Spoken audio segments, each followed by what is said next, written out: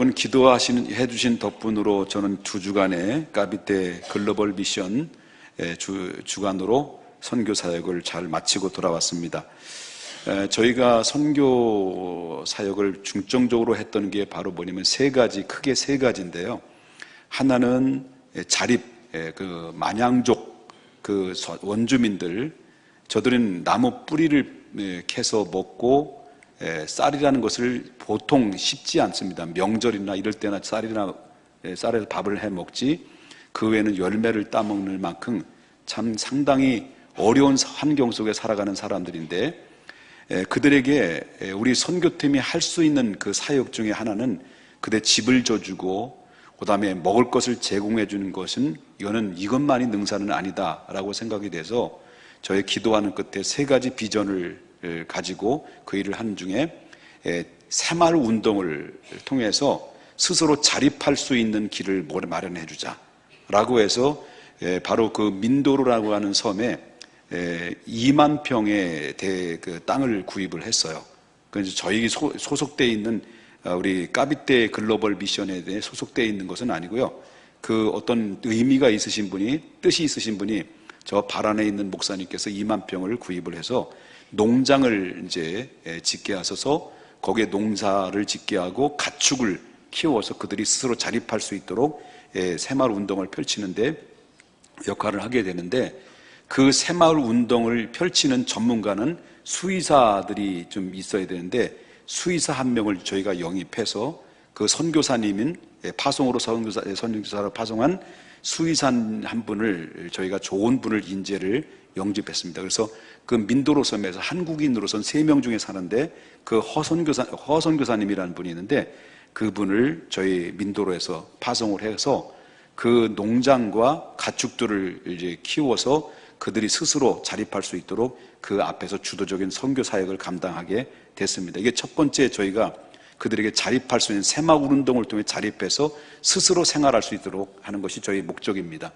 그 다음에 2번째는 떡이 있으면 떡만 주는 것이 아니라 그들에게는 생명의 복음을 전해서 저들이 영혼 구원을 해야 된다는 목적 속에서 2번째 목표는 전도였습니다. 그래서 전도해서 저들이 예수 믿게 해서 영원한 구원받고 저들의 잠든 그런 눈을 열게 하고 뜨게 하셔서 저들이 하나님을 바라보고 새로운 변화를 일으켜주는 역할을 해야 된다는 생각이 들어서 바로 전도에 중점적으로 두었습니다. 그 전도는 현지 파송 선교사님인 우리 하상일 선교사님과 이용진 선교사님 중심으로 전도를 그 민도로의 만양족 고을골마다 구석구석마다 찾아가서 복음을 전하는 일을 하고 있고요. 그럼 글로벌 미션 팀인 우리 선교팀들은 주로 하는 것이 바로 뭐냐면 그 만양족 그 지도자들, 목회자들이죠. 목회자들을 교육하는 겁니다.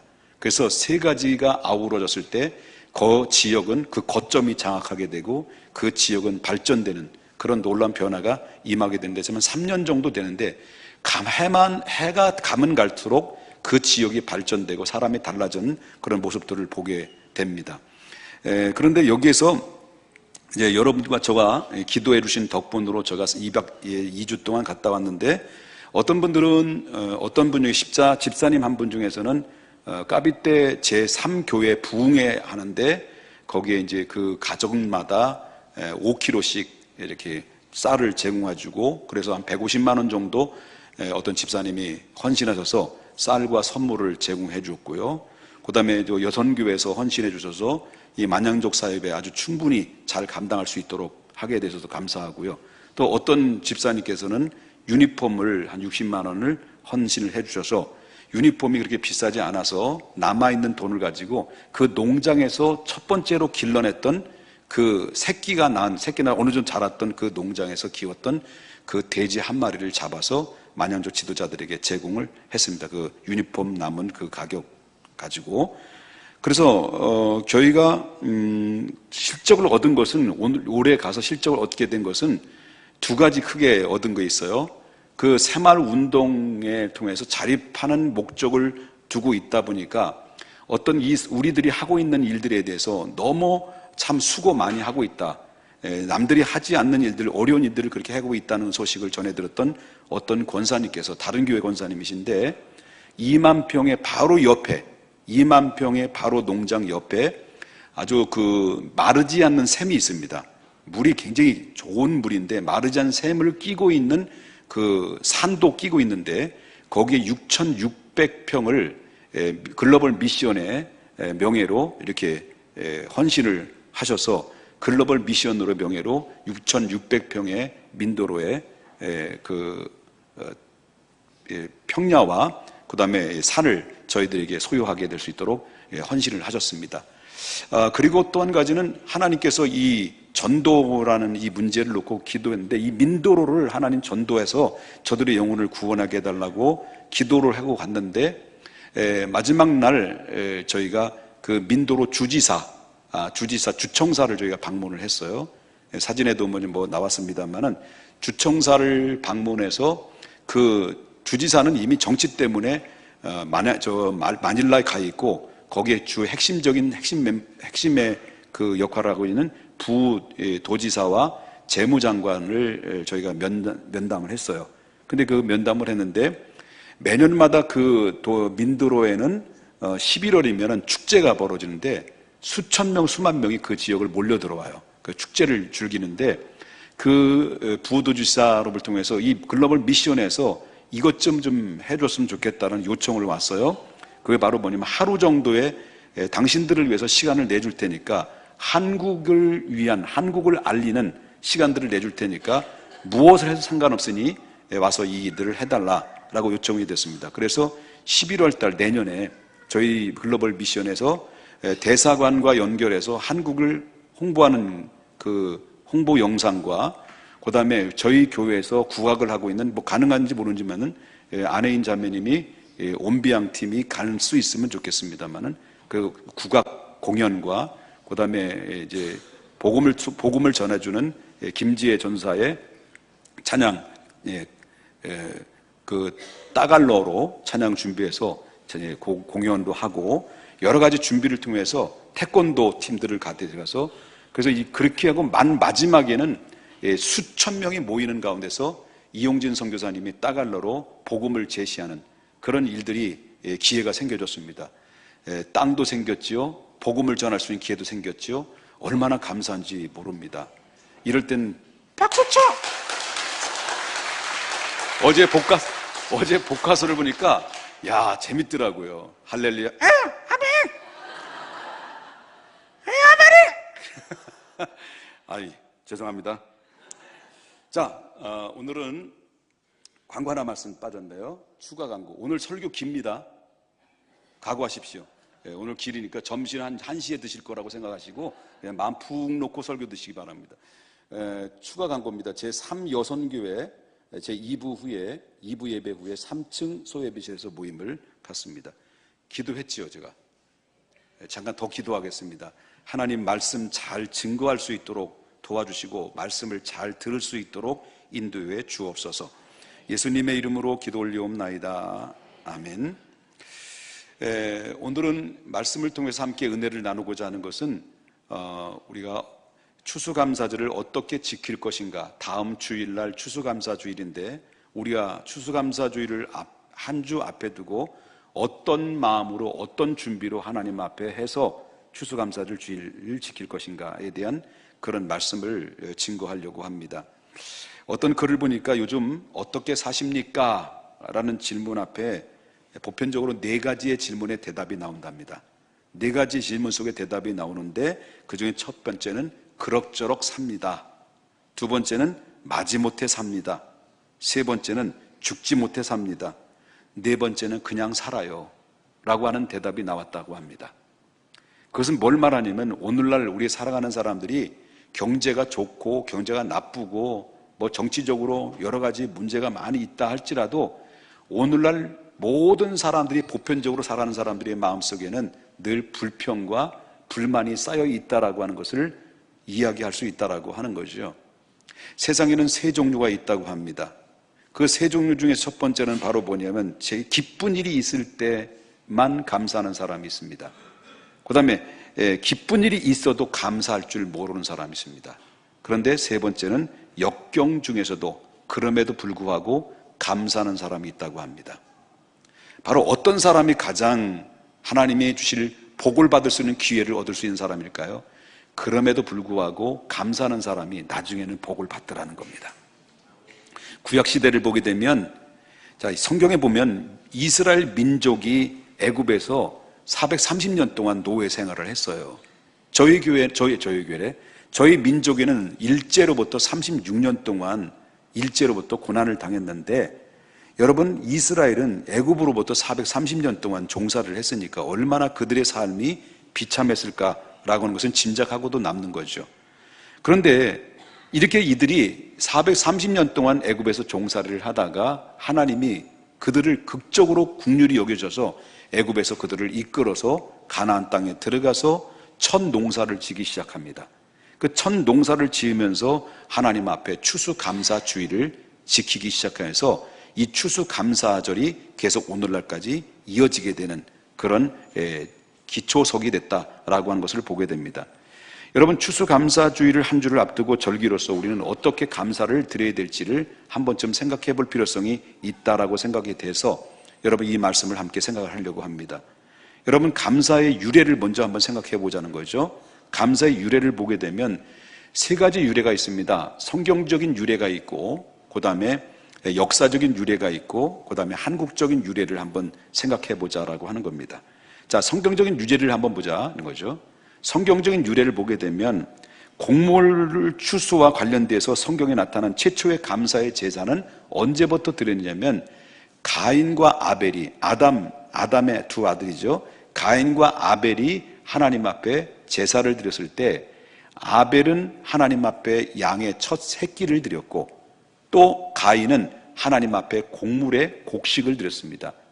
그런데 그때부터 바로 하나님 앞에 제사를 드리는 그런 유래가 시작이 됐고, 이제 모세 시대에 들어오서부터 모세 시대를 율법이 제정한 다음에 다음 같은 이 추수감사주일이 본격적으로 절기를 지키게 되었는데, 이스라엘에게는 3대 절기가 있었습니다. 그 3대 절기를 하나님이 명령을 했어요. 3대 절기는 지켜도 되고 안 지켜도 되는 것이 아니라 반드시 필수적인 것입니다. 선택이 아니라는 것이죠. 반드시 지켜야 된다라는 것인데, 그래서 여러분, 출애굽기 23장의 14절에 보게 되면 이런 말씀입니다. 너는 매년 3번 내게 뭘 지키라고 그런 거죠? 절기를 지키라라고 그랬습니다. 매년 3번 절기를 지키라. 그럼 매년 3번 절기를 지키는 그 절기가 뭐냐? 3가지입니다. 뭐 내용이 비슷비슷한 내용이 많이 있지만 쉽게 말한다고 한다면 3가지인데, 유월절, 그 다음에 맥추절, 수장절, 이 3가지 절기입니다. 자, 유월절에 지키는 의미는 뭐냐면 애굽에서 종살이를 했었을 때 해방한 날을 기념하는, 해방한 날을 기억하라, 상기하라는 의미에서 유월절을 지켰습니다. 우리나라도 여러분, 일제 36년 동안 있다가 언제 해방이 됐죠? 1948년 5월 16일 누구 생일인가요? 8월 15일 날 해방이 됐죠. 그때를 기념해 지금까지 8.15 해방의 기념일을 지켜왔어요. 마찬가지입니다. 이스라엘도 애굽에서 430년 동안 고난을 당하다가 해방된 날을 기념하고, 그리고 그날을 상기하라 라는 의미에서 유월절을 지켰고요. 그 다음에 맥추절을 지켰습니다. 그 맥추절은 뭐냐면 그 농사를 졌어요. 농사를 졌을 때 그 첫 열매는 누구의 것이냐면 너의 것이 아니라 하나님의 것이다라고 하나님이 제정하셔서 그 첫 열매를 하나님 앞에 드리기 시작했다라고 하는 것이고요. 그 다음에 수장절이라고 하는 것은 추수감사절인데 모든 곡식들을 다 이제 추수한 다음에 저장을 하잖아요. 창고에 다 저장을 할 때 저장을 하고는 날 그날에 추수감사주일에서 하나님 앞에 예물을 올려드렸다라고 하는 것을 보게 됩니다. 이 3가지를 설명하게 되면 1시간 이상 걸리기 때문에 단 2분 안에 이 3가지를 여러분에게 다 증거했어요. 다 이해되셨죠? 다 되셨죠?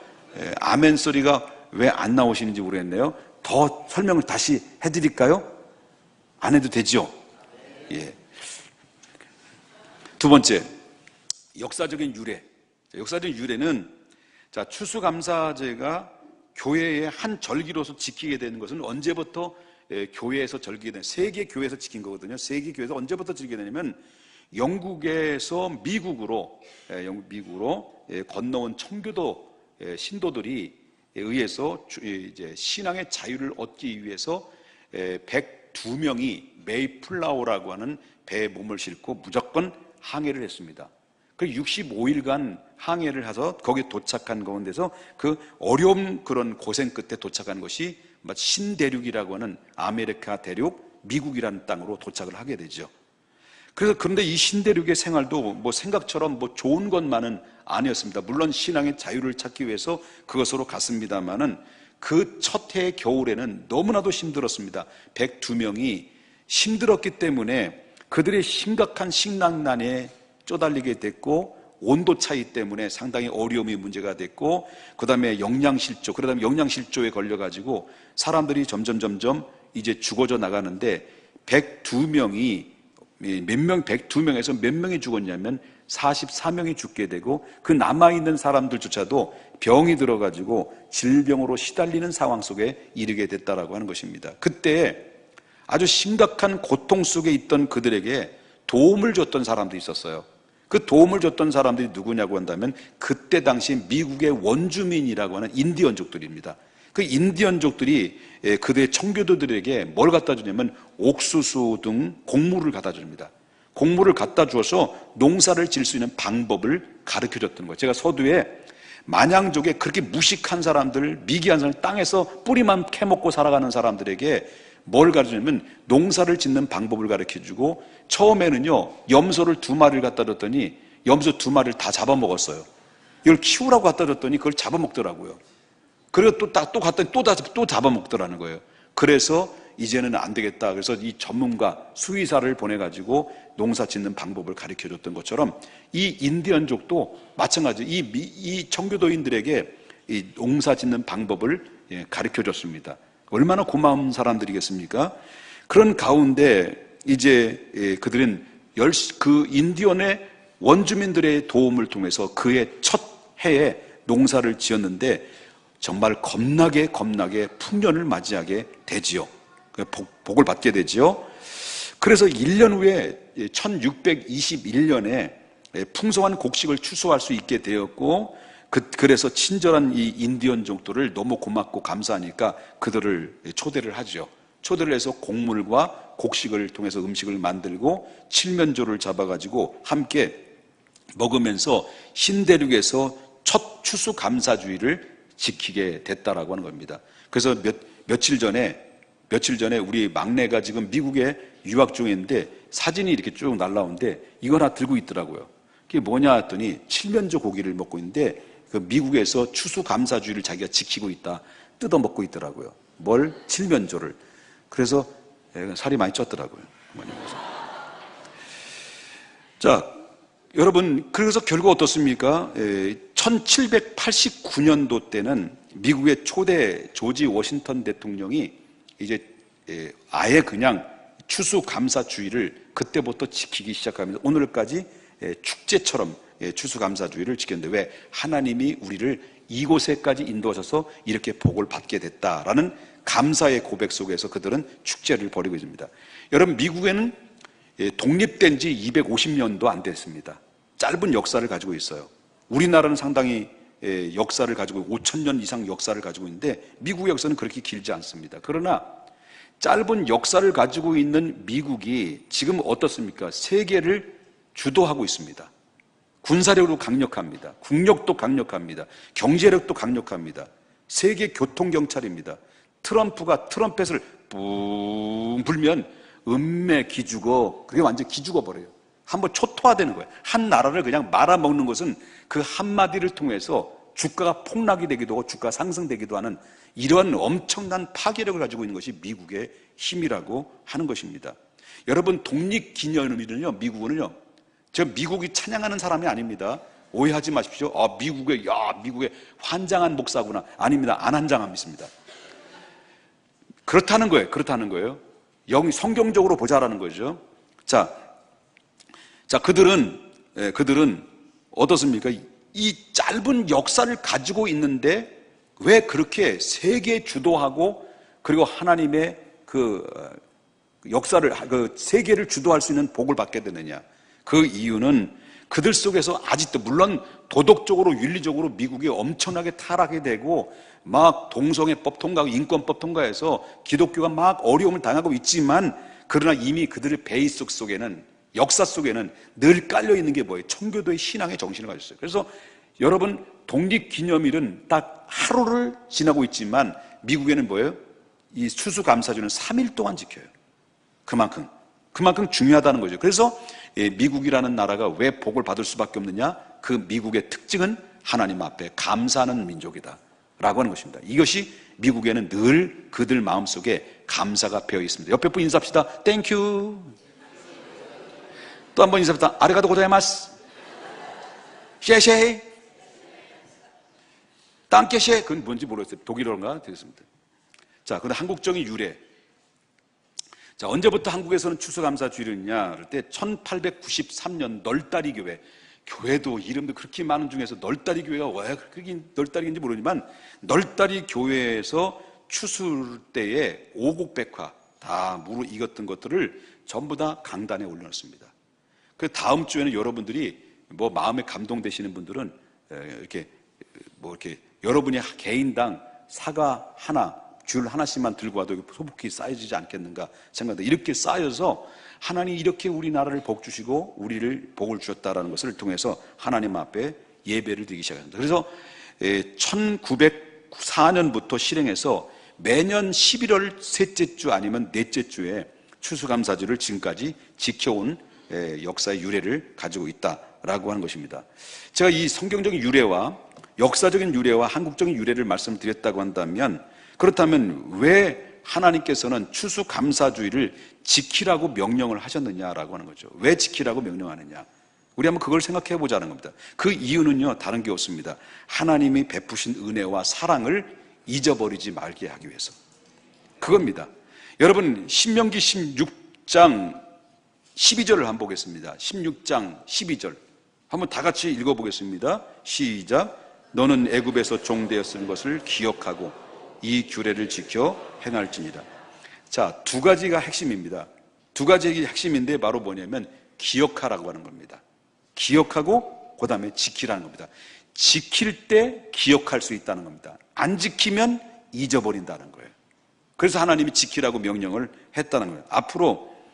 앞에서 말씀드린 것 같이 3대 절기는 사람이 제정한 것이 아니에요. 하나님이 직접적으로 명령한 거예요. 명령, 지켜라. 명령인 것입니다. 그렇기 때문에 3대 절기를 특징이 바로 뭐냐면 하나님의 베푸신 은혜를 기억하면서 기억하게 하기 위해서 하나님이 그렇게 제정을 하셨다라고 하는 것입니다. 이 목적이 거기에 있다라고 하는 거예요. 이스라엘 민족에게는 아까도 말씀드린 430년 동안 애굽에서 종살이를 했습니다. 그들이 종살이라는 게 노예잖아요. 노예이기 때문에 아무리 농사를 잘 지으면 뭐합니까? 풍년이 들면 뭐합니까? 막 오곡백화가 막 하늘을 찌를 듯 쌓아놓으면 뭐합니까? 자기 것이 아닌데요. 애굽 사람들이 몽땅 다 뺏어가 가지고요, 그들은 정말 먹을 것이 없어서 영양실조 걸릴 수밖에 없을 만큼 엄청난 시련과 고통을 당했던 그들의 역사는 430년의 역사였습니다.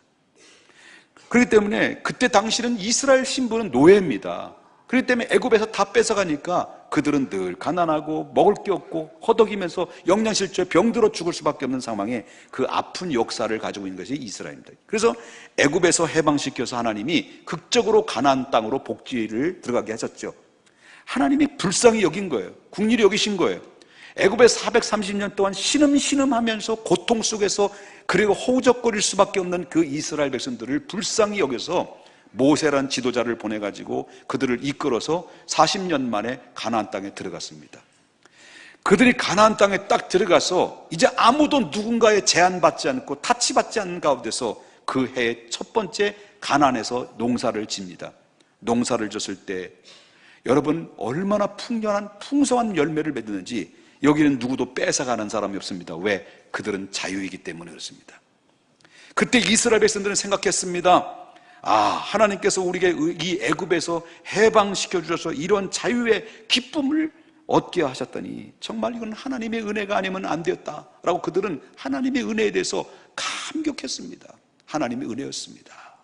여러분 430년 동안 고통에 시달리다가 내 것 하나 없이 내 자산도 없이 살고 살았던 자들이 이제는 내가 농사한 만큼, 피 흘린 만큼, 땀 흘린 만큼, 그리고 열심히 노력한 만큼 나에게 대가가 찾아온 거에 대한 기쁨이 있고, 하나님께서 내게 주신 이 축복이 얼마나 귀한가라는 것을 그들은 늘 절감하며 절실하게 느껴졌다는 거죠. 그런데 사람들은 어떻습니까? 속담에 화장실 들어갈 때 생각이 다르고 나올 때 생각이 다르다고, 그런 말이 있는 것처럼 세월이 지나게 되면 사람들의 특징은 바로 뭐냐면 늘 기억 속에서 사라진다는 거예요. 여러분, 지난 주일날 설교 시간에 설교의 제목을 다 기억하시는 분이 있으시면 한번 손 한번 들어보십시오. 잊어버린다는 거예요. 잊어버린다는 거예요. 저한테 물어보십시오. 목사님, 지난주에 설교 제목이 뭡니까? 물어보십시오. 물어봐요. 안 들어서 모르지. 내가 없었으니까. 자, 사람들은 기억 속에 늘 잊어버리는 거예요, 하나님의 은혜를. 그래서 하나님의 은혜를 잃어본다는 것은 그 마음 속에 하나님이 그 곁을 떠났다는 것이고, 우리가 하나님을 떠났다는 의미를 가지고 있다는, 그러므로 하나님의 은혜를 기억하고 감사하라, 여기에 의미 속에서 담겨져 있기 때문에 절기를 지키도록 합니다. 이 절기를 지키는 것은 바로 하나님을 위한 것이라기보다는 우리 자신들을 위해서 하나님이 절기를 지키라고 하시는 명령인 것을 기억해야 될 줄 압니다.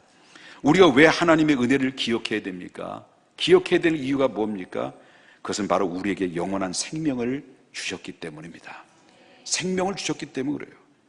문화가 아무리 발달하고요, 인류가 아무리 각 가정마다 자동차와 최신 컴퓨터와 그리고 첨단을 달리는 무기를 통해서 문명의 인기를 누리고 있지 않더라도, 지금 오늘날에는 제4차 산업시대 속에 우리가 접어들고 있는데, 급변하는 시대 속에 우리가 살고 있지만, 여러분, 사람은요, 아무리 4차 산업이 시대가 접어들었다 할지라도 사람은 먹어야 사는 거예요. 먹을 게 없으면 무슨 소용이 있습니까? 기계가 발달돼서 모든 것이 다 발달될 때 사람이 먹지 않으면 어떻게 살 수 있겠습니까? 그럼 먹어야 되잖아요, 아무리 발전돼도. 그런데 우리가 꼭 기억해야 될 것은 바로 뭐냐면, 하나님이 이렇게 먹어야 되는데 과연 우리가 식물을 섭취하려면 어떻게 해야만이 식물을 섭취할 수 있겠습니까? 먹긴 먹어야 됩니다. 그러면 농부가 노동에 땀이 있어야 되고, 그리고 농사 짓는 기술이 있어야 됩니다. 그러나 그것만으로 농사는 풍년이 들 수 있을까라고 하는 겁니다. 그건 아니다라는 겁니다. 땀만 흘린다고 해서, 기술이 있다고 해서 풍년이 되는 것은 결코 아니다라고 하는 거예요. 이걸 꼭 기억해야 한다는 거죠. 사람이 할 수 있는 일이 있고 사람이 할 수 없는 일이 있어요. 불가항력적인 문제가 있다는 거예요. 여러분, 노동의 능력이 농부의 것이라고 치자란 거예요.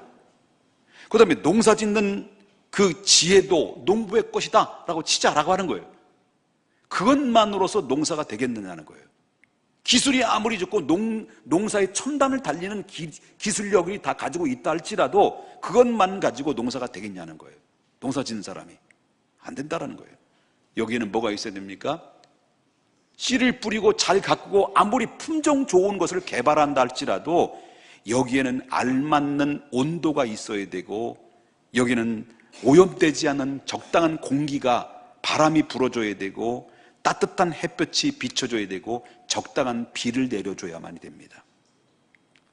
땅, 공기, 바람, 비, 햇볕, 사람이 할 수 있는 건 아닙니다. 그걸 알라는 거예요. 사람이 다 알 것 같지만 땅에 공기를, 아니면 또 맑은 햇볕을, 그리고 바람을, 비를 공급해 주는 것은 사람의 지혜와 사람의 기술력으로 되는 게 절대 아니라는 거예요. 예? 아니라는 거예요. 비가 내리지 않고 수분이 공급되지 않고는 절대로 농작물이 살아날 수가 없는 거예요. 모든 것이 다 자연 환경과 질서는 누가 해결해 주셔야 되느냐? 자연적 발생이 아니라 하나님이 그 일들을 해결해 주지 않으면 불가능하다라고 하는 겁니다. 그러므로 하나님께 감사함 없이 살아도 될 인생은 단 한 사람도 없다는 것을 우리는 알아야 돼요. 그러므로 하나님께 감사를 모르고 사는 인생들을 성경은 뭐라고 말하냐면 배은망덕한 사람이라고 하는 거예요. 그래서 여러분, 시편에 보게 되면 기자가 이렇게 얘기해요. 감사의 노래를 부르면서 시편 기자는 이렇게 얘기해요. 하나님에 대해 너무나도 잘 알고 있는 것이요. 뭐라고 말합니까? 시편 65편 10절에 이렇게 얘기합니다. 주께서 밭고랑에 물을 어떻게 대산다고 됐다 그랬습니까? 넉넉하게. 물은 누가 대주는 거라는 거예요? 주께서입니까? 내가입니까? 주께서라는 겁니다. 그리고 그 아랑을 평평하게 하시고 또 단비로 부드럽게 하시고, 그리고 그 싹에 뭘 준다는 거예요? 복을 준다는 거예요. 비는 누가 주시느냐? 누가 그 땅을 평평하게 하느냐? 누가 그 단비를 내려주면 그 대지를 부드럽게 만들어지고 그 씨앗이 심어질 때 알맞게 싹이 나게 만들었느냐? 그 싹에 복을 주지 않으면 그 싹이 나올 수 없는 거예요. 어떻게 겨울에 죽었던 것이 봄에 파릇파릇 새싹이 돋아납니까? 이건 누가 할 수 있습니까? 사람이 할 수 있습니까? 안 되는 거예요. 못 되는 거예요. 그렇기 때문에 모든 생업은, 이 시편 기자는 정확하게 이 성경의 진리를 알기 때문에 그 고백을 하고 있는 거예요. 이 모든 인간이 할 수 있는 최선의 속에선 하나님이 부어주시지 않으면 불가능한 것이다 라고 하는 것을 이야기하고 있습니다. 우리는 왜 하나님의 은혜를 기억해야 됩니까? 그것은 우리에게 뭘 주셨기 때문에? 가정을 주셨기 때문입니다. 하나님의 은혜를 기억해야 되는 가정을 주셨다. 가정 너무 좋은 거예요. 외롭고 고달픈 인생에 사는 동안 우리도 그래도 배우자를 주셔서 하나님께 감사하고 서로 의지할 대상이 있다는 것, 그것처럼 귀한 것이 없습니까?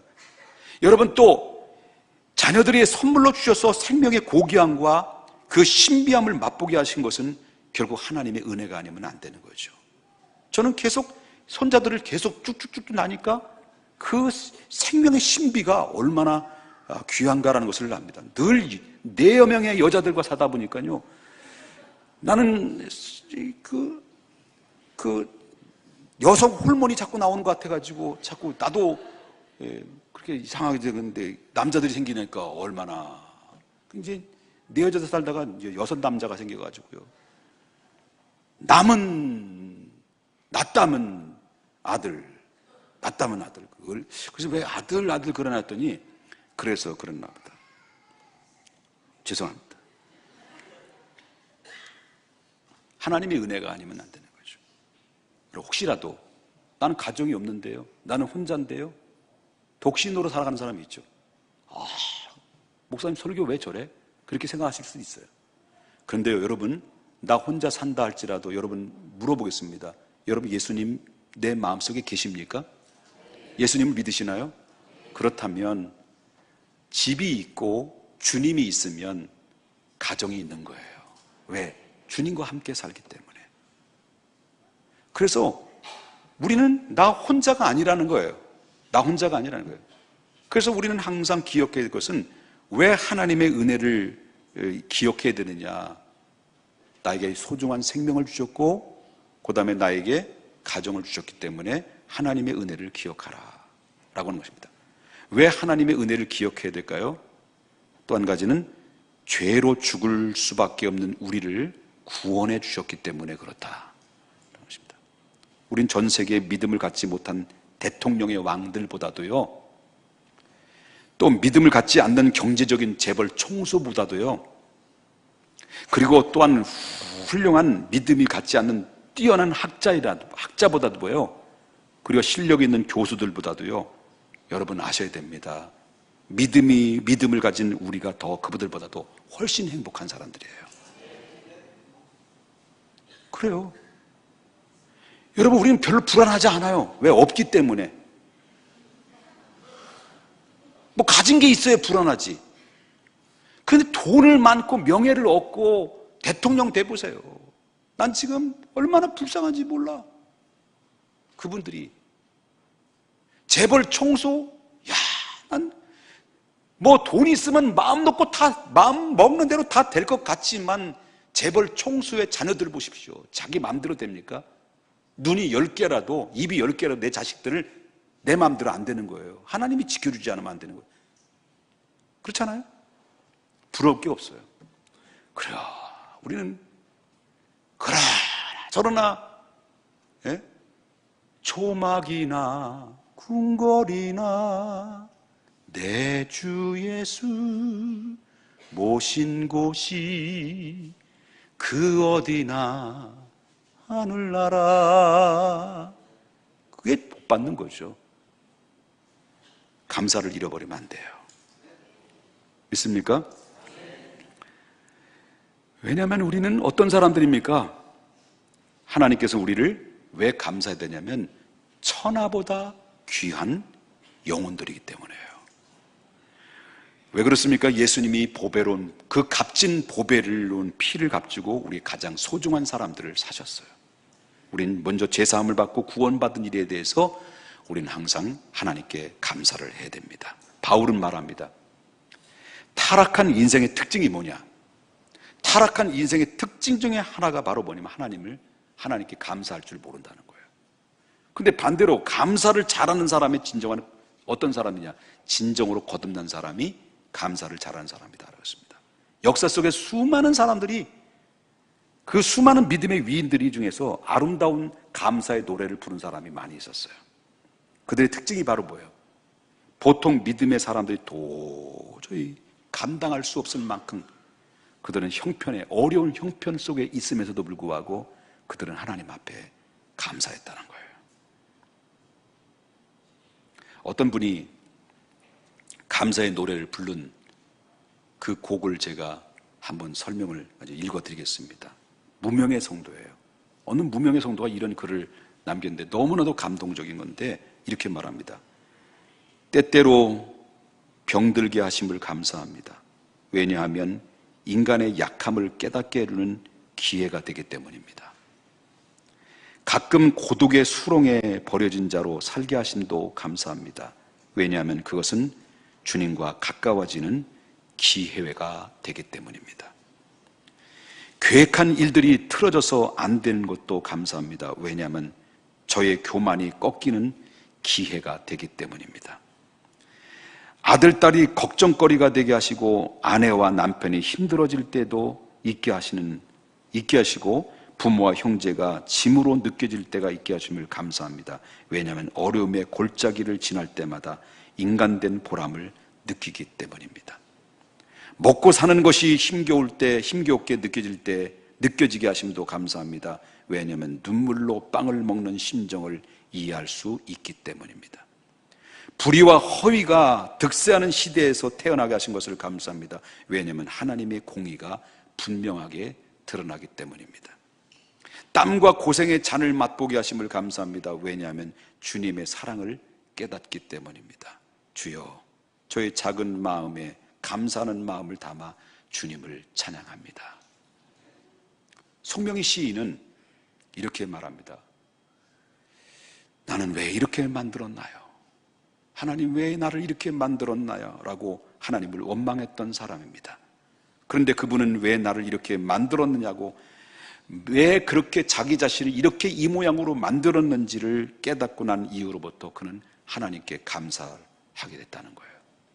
송명희 시인은 말도 제대로 못하고 손은 손대로 돌아가고 눈은 눈대로 돌아가고 입은 입대로 돌아가고 일어서지 못하고 밥을 스스로 먹지 못하고 빠그러지고 찌그러진 만신창이 된 내성마비, 그런 마비를 가지고 있는 사람, 나면서부터 그렇게 고통 속에 살면서 인생이 얼마나 그분이 왜 나를 그렇게 만들었습니까? 라고 했던 자가 나를 만드신 그 이유를 깨닫고 난 다음에 하나님 앞에 이렇게 감사했습니다. 인생이 얼마나 장수하는가, 인생이 얼마나 가지고 있는가, 얼마나 누리고 있는가에 참된 가치가 있는 것이 아니라 어떻게 사느냐에 있는 이상 나는 나의 장애가 결코 감사하지 못할 장애는 아니다. 감사하지 못할 선물이 아닌 것을 나는 깨달았다. 그렇게 고백했다는 거예요. 참으로 놀라운 깨달음입니다. 송명의 시인과 비교하면 우리는 얼마나 감사합니까? 우리는 다 스스로 이불을 덮고 잡니다. 그런 송명의 시인은 이불을 덮지 못합니다. 우린 스스로 밥을 먹습니다. 그는 스스로 밥을 먹지 못합니다. 자신의 힘으로 걸을 수 있습니다. 그는 똑바로 걸을 수 없습니다.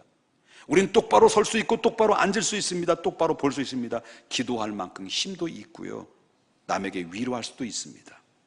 그럼에도 불구하고 감사할 줄 모른다고 한다면 이사야 선지자는 이렇게 외칩니다.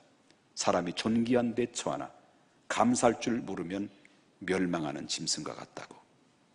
그러므로 하나님께서 주시는 이 축복의 디딤돌이 될 수 있는 추수감사주의를 지킴으로 말미암아 잃어버렸던 감사를 다시 회복하여서 하나님의 축복의 디딤돌이 되어야 된다는 거예요.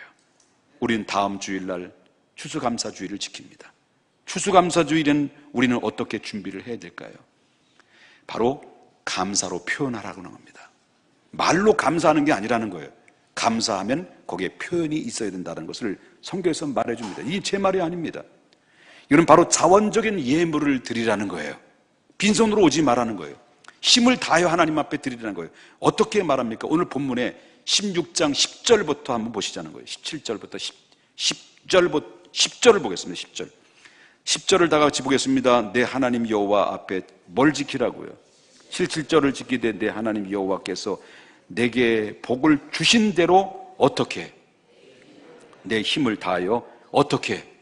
자원하는 마음으로 어떻게? 예물을 드리라는 거예요. 우리가 다음 주에 드려야 될 것이 그거예요. 신명기 16장 16절에 보니까 너의 가운데 모든 남자는 1년에 3번 곧 무교절 77절과 초실 초막절을 내 하나님 여호와께서 택하신 곳으로 여호와를 배웠고, 그 다음에 뭐라 그랬습니까? 빈손으로 여호와를 배우지 말라. 그 다음에 17절에 또 뭐라고 말합니까? 각 사람의 내 하나님 여호와께서 주신 복을 따라, 각 사람에게 여호와께서 내가 노력해서 얻은 복이 아니라 여호와께서 주신 복을 따라 그 힘대로 어떻게 하라는 거예요? 드릴지니라. 모두가 바로 16절에서 빈손으로 여호와께 뵙지 말고 1년 동안 지켜주신 하나님의 은혜를 물질로 표현한다면 과연 그것이 얼마나 될까? 1년에 감사인데, 1년에 감사, 추수감사도 한마디로 말합니다. 얼마일까? 한마디로 말, 성경에는 없습니다. 답도 없습니다. 기준이 없습니다. 그러나 한 가지 꼭 기억하십시다. 추수감사절은 1년에 감사합니다. 9절 하반절에 보니까 그 대신 우리는 어떻게 드리냐? 힘을 헤아려 드리라는 거예요. 헤아리라는 것은 힘을 헤아라는 이 말의 의미는 힘을 다하여 하나님 앞에 드리라는 거예요. 그래서 17절에는 각 사람이 내 하나님 여호와께서 주신 복을 따라 내 힘대로 하나님 앞에 드릴지니라. 한국 교회에서 전통적으로 되어지는 기준이 있습니다. 그것은 바로 뭐냐면 구약을 보게 되면 하나님 앞에 예물 들고 왔을 때는 반드시 3가지 종류가 있습니다. 소, 부요한 자, 복 받은 사람은 소를 가져왔어요. 힘을 다해서 소화했어요. 안 온 걸 끌고 왔어요. 그 다음에 두 번째는 이게 수준이 중간 정도 되시는 분들은 뭘로 끌고 왔습니까? 양과 염소를 끌고 왔어요. 너무 가난한 사람들은 뭐예요? 빈손으로 안 왔어요. 너무 가난해도 빈손으로 안 왔어요. 최선을 다해서 비둘기를 가져왔어요. 그래서 그들은 빈손으로 오지 않고 하나님 앞에 절기를 하나님 앞에 드렸어요. 그게 바로 뭐냐면 힘대로 드리는 거예요. 힘대로. 하나님이 원하시는 건 바로 힘대로 드리는 거예요. 이게 바로 추수감사절에 근본적으로 해야 될 적용된 삶입니다. 한국의 전통적으로 되어지는 기준이 이게 뭐냐면 그것이라는 거예요. 그것이. 그래서 여러분 하나님 앞에 추수감사주일은 뭐라는 절기냐? 하나님을 사랑할 수 있는 절기예요. 사랑을 받는 것보다도 사랑하는 것이 더 복인 것처럼 추수감사절은 하나님을 가장 사랑할 수 있는 절기이기 때문에 바로 절기 중에서 가장 큰 절기라고 하는 것이 바로 거기라는 거예요. 감사와 불평의 공통적인 특징이 있다고 한다면 뭐예요? 감사와 불평의 공통적인 특징은 바로 뭐냐? 한마디로 말한다면 하면 할수록 불어난다는 거예요. 산더미처럼 불어난다. 반면에 감사하면 감사할수록 뭡니까? 감사할 일들이 쌓여지게 되고 그 감사할 수 있는 축복들이 눈덩이처럼 불어나게 된다는 거예요. 이게 바로 이 감사와 불평의 특징에서 원리인데 불어난다. 두룩처럼 불어난다. 어느 팀이 설교 길다고 그랬죠? 앞으로 1시간 더 있습니다. 어느 빌딩이 불이 났습니다. 밑에서 공사하는 인부가 재빨리 몸을 피하는데 그 불똥이 막 떨어지고 물건이 막 떨어지는 위험을 상황이니까 막 당연히 밑에서 공사하는 사람이 피할 수밖에 없는데 근데 그 중에 공사하시는 분 중에 한 사람이 위를 쳐다보는 거예요. 위를 쳐다보면서 양팔을 이렇게 벌리고 있는 거예요. 벌리고 있는 가운데 있을 때 그때 알고 보니까 빌딩의 창문에서 한 사람이 너무 불에, 막 뜨거운 불에 견디지 못하니까 거기서 불에서 뛰어내리는 거예요. 그럴 때 밑에서 인부가 그 뛰어내리는 그 사람을 받은 거예요. 받다 보니까 순식간에 갈비가 부러지고, 같이 쓰러지다 보니까 갈비가 부러지고 다리가 부러서 일생 동안 그는 불구가 됐습니다. 생명을 건진 그 사람이 얼마나 고맙고 얼마나 미안합니까? 얼마나 빚진 자의 마음 가졌습니까? 너무너무 고맙고 감사해서 그는 일생 동안 그를 먹여 살리고 그를 보살펴 주었다는 것입니다. 왜냐하면 그의 생명을 구원해 줬기 때문이었습니다. 만약에 자기를 생명을 구원해 준 이 사람을 외면한다고 한다면, 감사하지 못한다고 한다면 이 사람은 뭐 어떤 사람입니까? 배은망덕한 사람, 은혜를 모르는 존귀한 데 처하나 멸망하는 짐승이나 다를 바가 없는 거 아닙니까? 자기 생명 구원해 줬는데. 그렇지 않습니까? 우리는 우리에게 생명을 주신 예수님께 감사하는 절기가 되어야 돼요. 왜? 우리 주님은 나를 위해서 다 생명을 주셨기 때문에, 그리고 우리를 살려주셨기 때문이었습니다. 감사할 수 있는 마음을 찾으면 가장 행복한 거예요. 믿습니까? 믿습니까? 그러므로 사랑하는 여러분, 불평이 쌓아지고 원망이 쌓아지면, 그리고 또 늘 매사에 부정적이면 그 안에 감사가 파고 들어갈 수가 없는 거예요. 그렇기 때문에 사랑하는 여러분, 모든 불평과 불만과 매사에 부정적인 그런 언어나 이제부터는 전부 다 차단시켜 주시고 항상 내 입에서 감사, 기쁨, 주님을 찬양하고, 그리고 긍정적인 말로 우리는 할 수 있어, 하면 될 거야, 하나님이 주실 거야, 하나님이 복을 주실 거야, 이렇게 긍정적인 말로 계속 선포할 때 거기에는 우리 믿음의 사람들에게는 강력한 능력이 있다는 걸 알아야 돼요. 어떤 능력? 말의 능력이 있습니다. 예수님 뭐라고 그랬습니까? 베드로에게 바요나 시몬아 내가 복이 있도다. 그러면서 하는 얘기가 뭡니까? 네가 땅에서도 묶으면 하늘에서도 묶일 것이고, 땅에서도 열면 하늘에서도 열릴 것이다. 이게 뭡니까? 내가 너의 천국의 열쇠를 주겠다.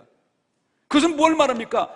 우리에게 예수라고 하는 생명을 부어해 주셨고, 이 땅에 사는 날 동안 하나님 앞에 믿음으로 감사하고 하나님 긍정적인 말로 선포되고 축복을 선포할 때 하나님이 내가 너의 선포된 말한 대로 시행할 것이고 너를 축복할 것이다 라고 하는 약속이 주어져 있는 거예요. 사랑하는 여러분, 감사하십시오. 하나님, 그리고 선포하십시오.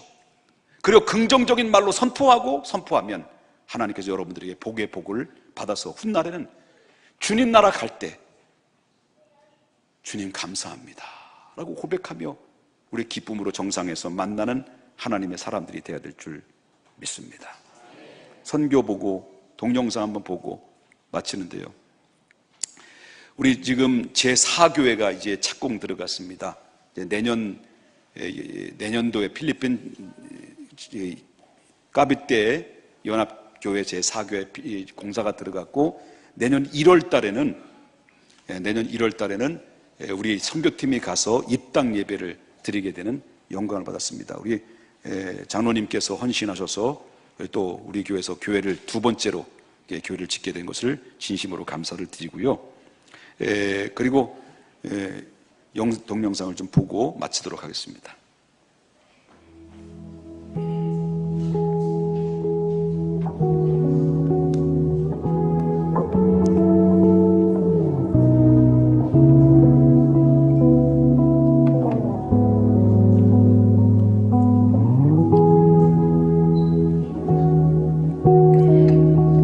지금은 이 사람들은 옷을 입었는데 저희 갔을 때는 옷을 안 입었어요. 13살이 애가 둘이야. 여기는 까비테 제3교회에서 부흥의 인도를 했습니다. 쌀 5kg 제공해 줄 거예요.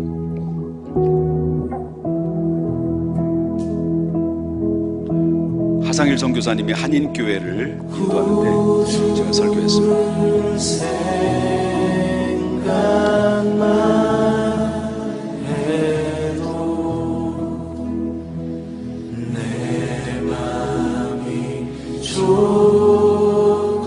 농사 짓는 돼지를 키웠었던 첫 새끼가 자라서 돼지 한 마리 잡아서 너 여기가 내 평생 이렇게 먹어본 게 처음이래. 이들이 목회를 그만두려고 했다가 은혜 받고 다시 목회 현장, 여기 마르지 않는 샘입니다. 여기 이 현장이 6,600평을 저희가 하나님 권사님께서 헌신하셔서, 요게 바로 뭐냐면 자립할 수 있도록 돼지, 저 옆에 핀 파란색이 입으신 분이 수의사시죠. 부도지사 만나서 협상인데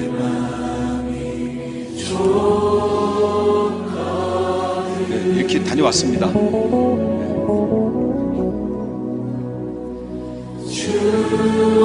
있으면 다리 길은 제가 나옵니다.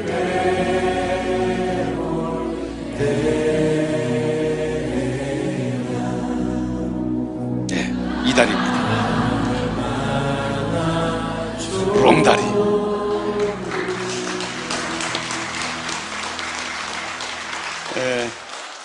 우리 어떤 분은 150만 원, 어떤 분 여선교에서는 50만 원 이렇게 등등 모아서 이 만양족 지도자들에게 돌아갈 땐 쌀 5kg. 그들은 이 만양족 지도자들은 오늘 교육받기 위해서 하루 종일 4시간을 산에서 걸어 내려와요. 그 샌들 신고 신발도 없는 분도 있어요.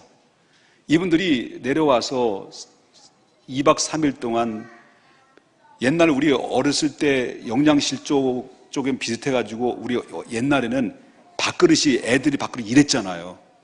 다 먹었잖아요. 근데 이들이 영양이 안 되니까 밥을 얼마나 먹어야 되는지 돼지 한 마리 잡은데 하루 만에 다 없어졌어요. 돼지 잡으라니까 거기 그 따갈조기한테 부탁하는데 이 따갈조는 질이 별로 안 좋아요. 따갈조한테 돼지 한 마리 잡아달라니까 가져온 게 돼지 뒷다리 하나 없어졌어요. 그리고 갈비 우유 한 모퉁이 없어졌어요. 그리고 가져왔더라고요. 그러니까 하루는 다 없어지더라고요. 그러니까 이 모양저모로 하나님의 은혜를 베푸셔서 3가지의 분명한 이 비전을 가지고 있으면 하나님이 도와주신다. 저는 이런 복을 받아야 돼. 내 일생 동안 하나님을 기쁘시게 하자. 그럼 하나님 복 주시는 거예요. 하나님이 사람을 붙여주시고, 일할 수 없는 사람을 붙여주시고, 그리고 저희 일행 중에서 한 명이 까비테 글로벌 속에서 영어를 할 줄 모르니까, 지성구 박사님이 못하고 저도 박사님도 못하고 박사긴 박사인데 영어를 못하는 박사. 그런데 이 인재를 등용을 해서 보스턴 대학 나오신 분을, 그 젊은 44세의 젊은 목사님을 영입해서 모든 일들을 추진하고, 인재들이 좀 까비테 글로벌 미션에는 인재들이 많이 좀 들어오고 있습니다. 그래서 앞으로 대한민국의 선교와 그리고 외국의 선교를 향해서 정진할 때 하나님이 기쁘시게 하는 일에 우리 모두 함께 할 때, 여러분 하나님이 여러분과 저가 우리 교회를 축복하시고 우리 교회 안에 여러분 성도님들이 다 복이 될 줄 믿습니다. 기도하겠습니다.